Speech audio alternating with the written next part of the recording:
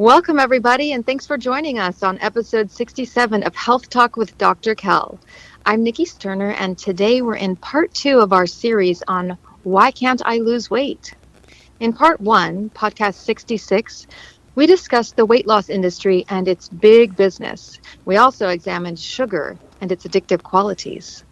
This week, we're discussing how adding in physical fitness can help your weight. Also, how eating at certain times of the day can affect your body's storage of fat. Your weight can be influenced by your gender, hormones, and insulin levels.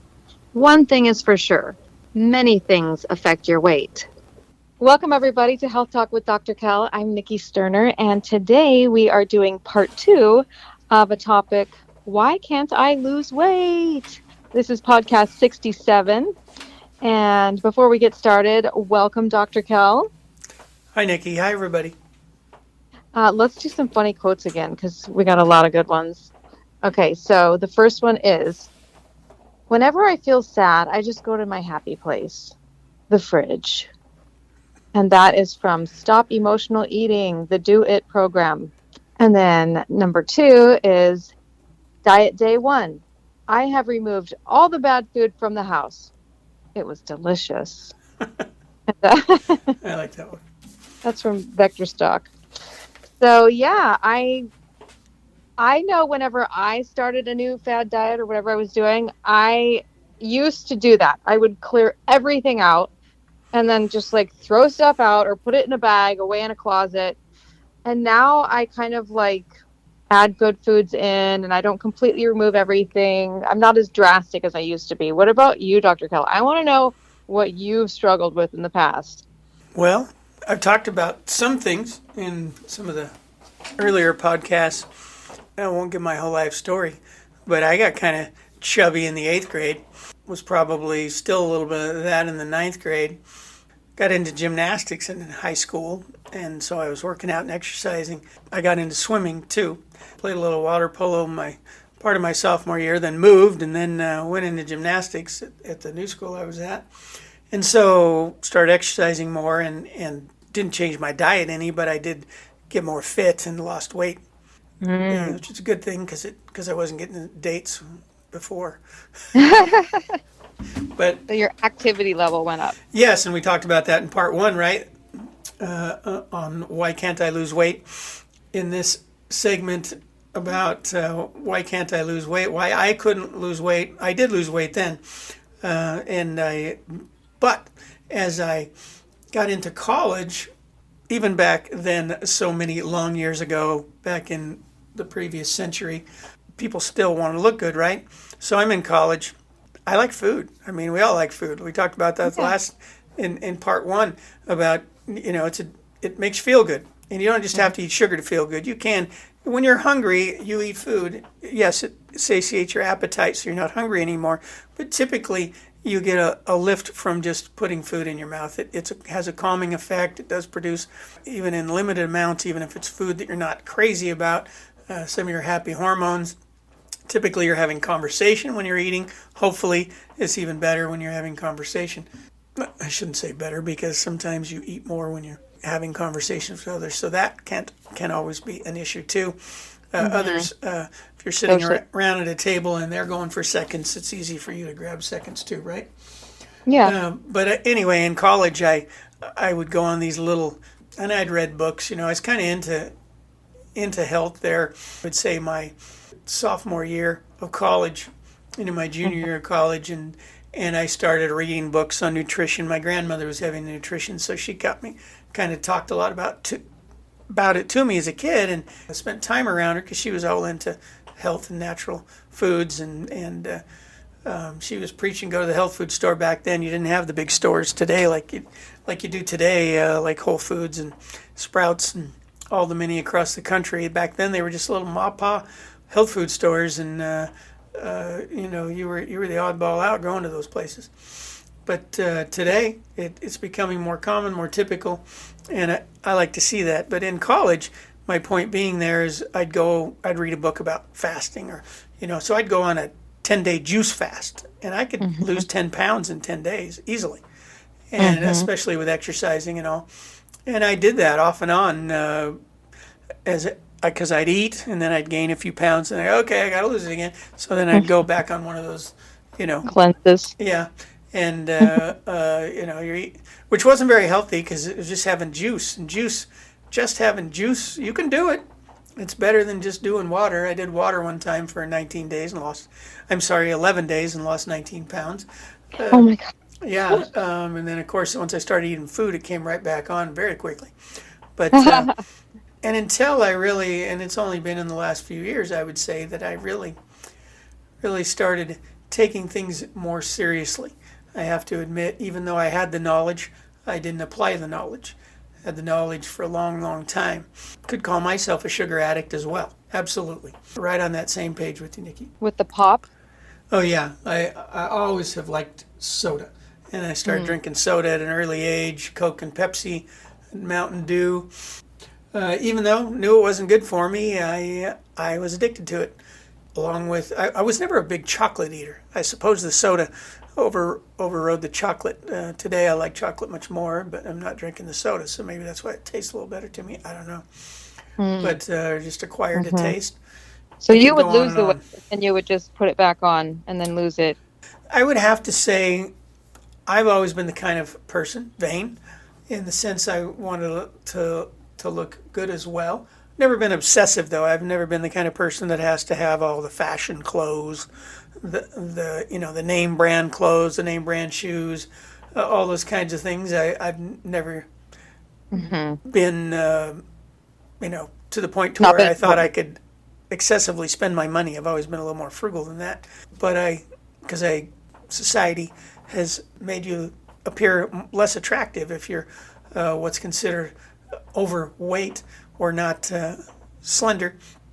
So I would, you know, gain a few pounds, like, okay, not going to stay there, and then go do something, get it back down. And there always been ways where I could get rid of the weight fairly quickly. Even today, if I went on a very low carb diet, I can drop 10 pounds, 7 to 10 pounds in a week.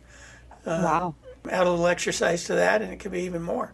Or if I just go on a low calorie diet or go do a juice diet, or but I don't diet anymore.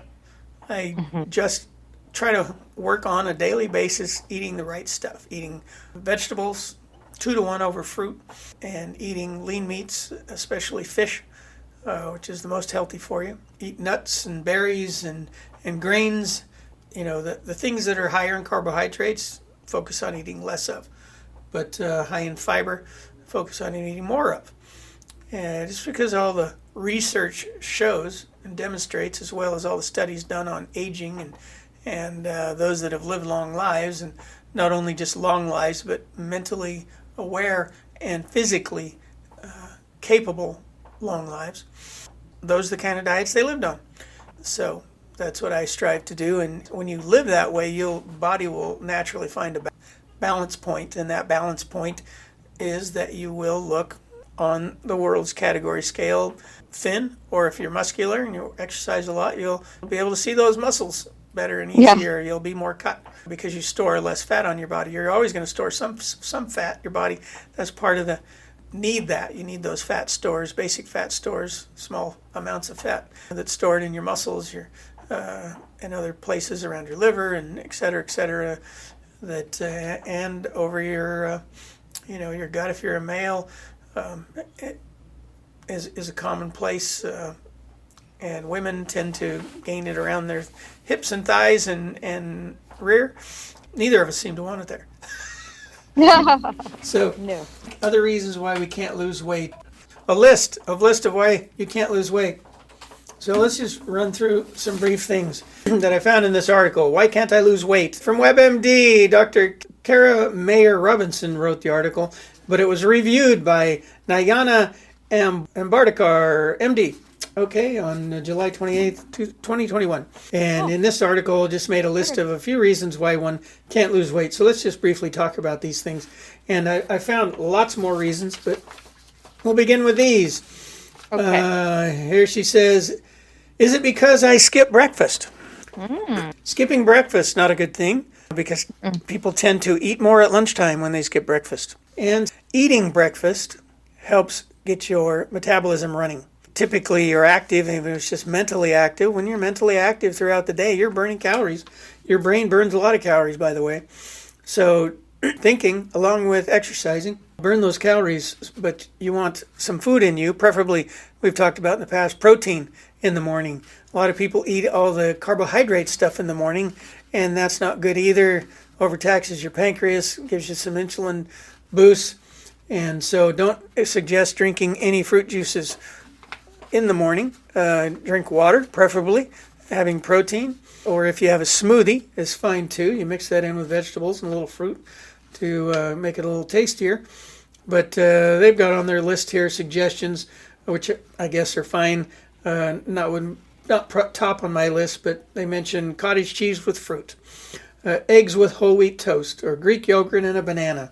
So each of those things would have some protein in them, and some carbs too. Some a little higher, and a little fiber in that wheat toast, and in the fruit as well as in the banana. Those are suggestions. See, any comments on that first one, Nikki? Do you eat breakfast? I wasn't a great breakfast eater. I always had something, but I wouldn't say it was like eggs or protein. It was more like a granola bar or a piece of fruit, or, not really something that healthy. But since I've, been eating healthier, I'll do like a smoothie with vegetables, or I'll do eggs with veggies in them, like you were talking about before. Yeah, I like those now. I didn't at first, but I and Ingrid will actually eat my eggs now. All right. Which is good and bad. I mean, do you want any? I'll make you extra. Yeah. I'll throw the salad. She always buys the spring salads and some of the arugula and stuff from Costco, and so I'll grab a handful of those and throw them in there with the eggs, and then mix the eggs in with it. I typically used to just eat eggs over easy because I like soft yolks, but when I mix in those vegetables, and also throw a little onion in there, sometimes a little diced tomato, and you can get more creative with all that. But do you put cheese in them? I try to really reduce my cheese intake. I love cheese, but I don't think eating a lot of cheese is good for you. So I tend to limit it to a minimum. Now and then I will break some pieces of cheese off into it, because it does make it taste better. It does. It really does. But as far as being that healthy for you, it's not that I would say cheese is terrible for you. I notice, and I've had patients say this too, that if they're having a lot of cheese, they get more constipated. I don't know if you've noticed that. But a little's okay, but a lot is too much. Yeah. I've done the diets. I've done low carb diets where, sorry to admit, this unhealthy way of doing things in the past, where and believe it or not, this works, but I hate to share it because I know somebody out there listening is going to go try it. Eat your pizzas. I've always liked pizza. So what do if we go get a pizza? And everybody gets mad at me when I do it, and I'm still trying to get them to understand my perspective. It's not working, but I'll just eat the top. Don't eat the bread. Just eat all the junk on top. All the veggies and meats and cheese, everything on top. Just strip off the top and shove it in your mouth and throw the bread away. It works. You still you're still on that low carb keto diet. Just strip it off and eat that. And everybody's like, well, you're throwing away a good piece of pizza. I said, no, I'm not. I'm just throwing away the bread. And they're like, but it's a waste of the bread. Well, you want to eat the bread? Here it is. Yeah, go for it. I don't want it. If I could order, just, hey, guess what? Could I get a pizza without the bread? Yeah. Just give me the lump. Just melt the lump flat on the tray and hand me that, and I'll just peel it off and eat it. Funny. Okay? Yeah. Let's see here. Next one. Do I eat too close to bedtime? Oh, yeah. That's a big one for a lot of people. And I have to say that's been my problem. Even today, I like to nibble when I'm watching TV, and I usually, after a day of working, I go home, and that's part of the way I relax. I'll turn on the TV and put on a movie or watch a series of some kind, watch an episode or two before I go to bed. And I like to sit and nibble something. Difference is now I nibble on healthier things than I used to. Like what? Well, carrots, celery. I like to, you can put a little Peanuts are getting a bad rap these days, saying that peanuts aren't that healthy for you. They got some toxins in them that affect you. Do we still have peanut butter in the house? Yes. Kids like it. I like the taste of peanut butter, but I like other nut butters that they make Yeah. now that are a little healthier for you. Almond butter, cashew butter, etc. We buy those as well, and I'll spread those on the celery. That livens up that celery a little bit. Yeah. I will eat popcorn. I will cook popcorn. Popcorn of itself, is, depending on what you add to it, is actually fairly good for you. It also adds fiber into your diet. I use real butter. Actually, I use ghee. Do you know what ghee is? Like a part of the butter, right? Yeah, all the moisture's been removed. So it's just the fat. Does it taste good? It tastes really good. And in fact, it's like they patterned the artificial butter at the movies after trying to match the taste of what you get from ghee. And ghee has become more and more popular out there, but it's much more expensive to buy than regular butter. But it keeps your popcorn from getting so soggy, and because it doesn't have the water in it. Yeah, You melt it? yeah. I'm not a purist. My wife is more pure than I am in many ways, not just in diet. Throw it in the microwave. She would heat it up on the stove. So, We used to have no microwave in our home for, I think, 2 years. One of the homes we lived in. We just didn't get one. congratulations. Yeah. So I Wow. know about heating everything up. And Now then it's because you couldn't, you just didn't have one, or you didn't want one. I didn't want one. I Okay. didn't want to use it. Yeah. Okay. I was against Do you getting one. have one now? We do. Yeah. The home we lived in California and the one here both have it built in. So, and we use it to heat stuff up. We don't put like plastic in there, but yeah. Most things you still heat on the stove, but every now and then on the microwave, or your husband Right. and the kids do more of it than you do, maybe. Yeah. Yeah. Reheating every now and then. I mean, it's probably a daily thing. It's not like every meal or anything, but if something needs 30 seconds, it'll go in. Yes, I know it's not good, but it's okay. It's tough to be an extremist. I'm sorry to is. say, it really is.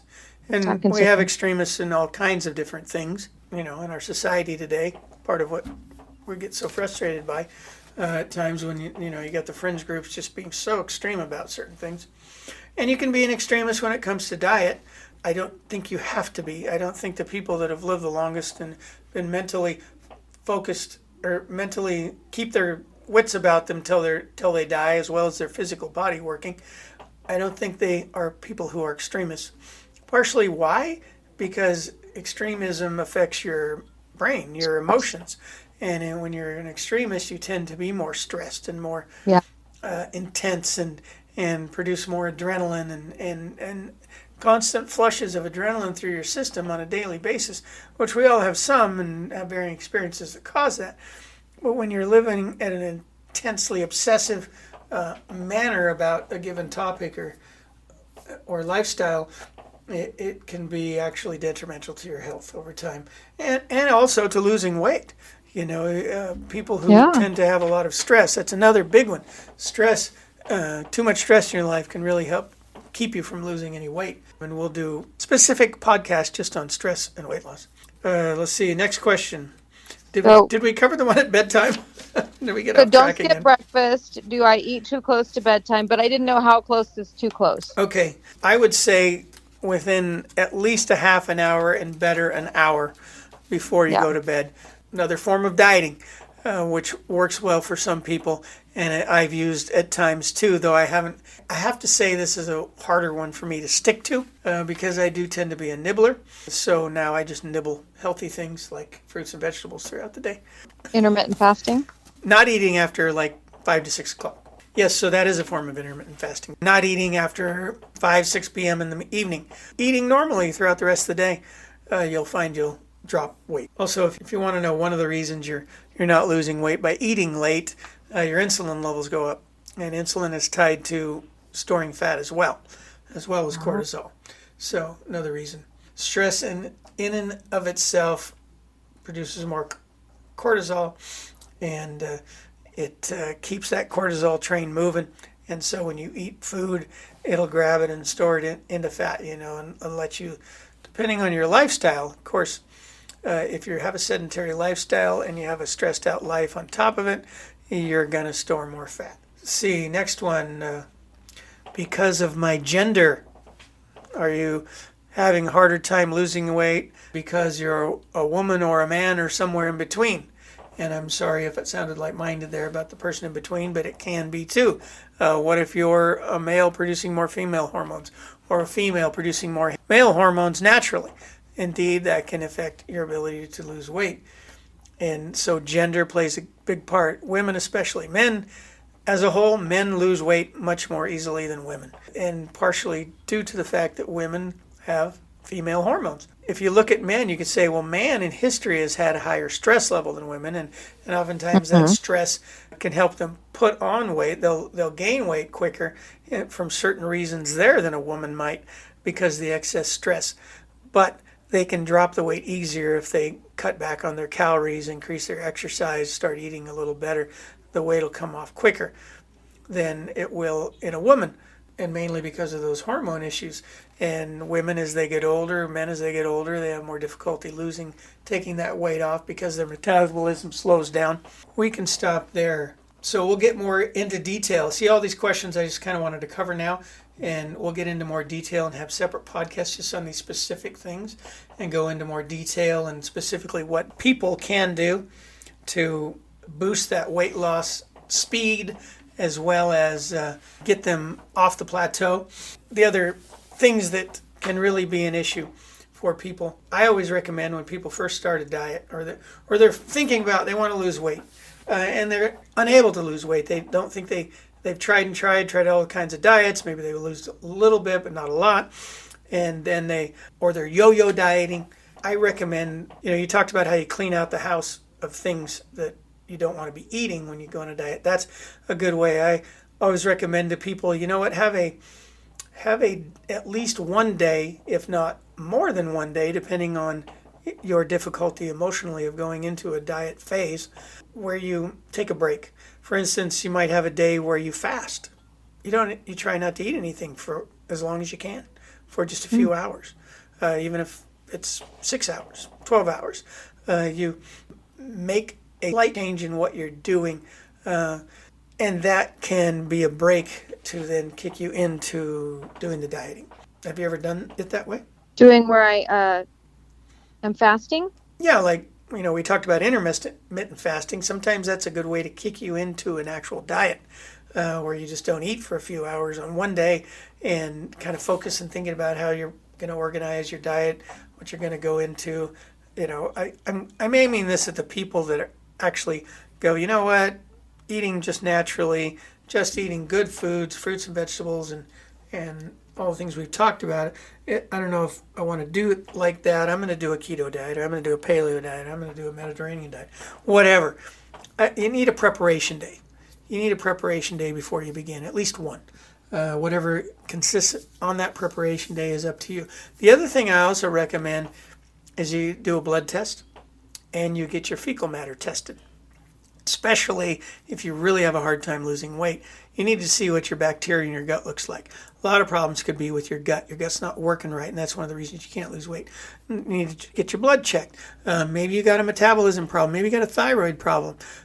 So go to the doctor. Go, I want to check myself, check my hormone levels, check my mineral levels, and check all the things, make sure my organs are working right through a blood test. And if anything comes up, that can key you into, oh, wow, I got a little issue here. Maybe that's why I've been able to lose weight. So those are things I would suggest to begin when you begin to get on that path. Yeah, like a detective trying to figure out what's going on. Yep, it can help you deal with it and get it going and get you on the right path, and just instead of continually yo-yoing or continuing to try and not get anywhere. Well, Nikki, I think we've exhausted what we're going to cover today. We'll continue going into why can't I lose weight and more specific titles as we go on. Any last comments? I'm looking forward to learning more. That was great. Thanks, everybody, for listening to part 2 of Why Can't We Lose Weight? That's right. Thanks, Dr. Kell. You're welcome, Nikki. Thanks, everybody, for listening. Have a wonderful day. Okay, thanks. Bye-bye, everybody. For questions or comments, please email us at healthtalkwithdrkel@gmail.com. That's DRKELL@gmail.com. You'll find the lowest prices on standard process whole food supplements at holistichealth.standardprocess.com. As always, we recommend you seek nutritional advice from a qualified healthcare professional before starting a supplement program. And for natural and organic health and hygiene products, see our sponsor's website at oceanbaynaturals.com. While we make every effort to broadcast correct information, we are still learning. We will double check all facts, but realize that medicine is a constantly changing science and art. One doctor may have a different way of doing things from another. We are simply presenting our views on how to live a healthy lifestyle that will be as evidence-based as possible. We welcome any comments, suggestions, or corrections of errors. We take no money from drug or device companies. By listening to this podcast, you agree not to use this podcast as medical advice to treat any medical condition in either yourself or others, including but not limited to patients that you are treating. Consult your own physician for any medical issues that you may be having. This entire disclaimer also applies to any guests or contributors to the podcast. Under no circumstances shall Dr. Kell Fullerton or any guests or any contributors to the podcast or any employees, associates, or affiliates of Dr. Kell Fullerton be responsible for damages arising from use of this podcast. This blog should not be used in any legal capacity whatsoever, including but not limited to establishing standard of care in a legal sense or as a basis of expert witness testimony. No guarantee is given regarding the accuracy of any statements or opinions made on this podcast. Our website, blog, and podcasts are all HIPAA compliant. While you may give your email address to subscribe to the website posts or to post information on the website blog, we will never share your email address or contact information with any third parties without your explicit permission. The contents of Health Talk with Dr. Kell podcast and the show notes are all copyrighted. All blog posts, podcasts, and show notes that are distributed to the public for free can be redistributed via hard copy or electronic copy for free only if Health Talk with Dr. Kell is included as the acknowledged author within the actual media that is being redistributed. The Health Talk with Dr. Kell podcast is a production of the Orange Stack, with executive producers Dr. Kell Fullerton and Eric Hammond and host Nikki Sterling.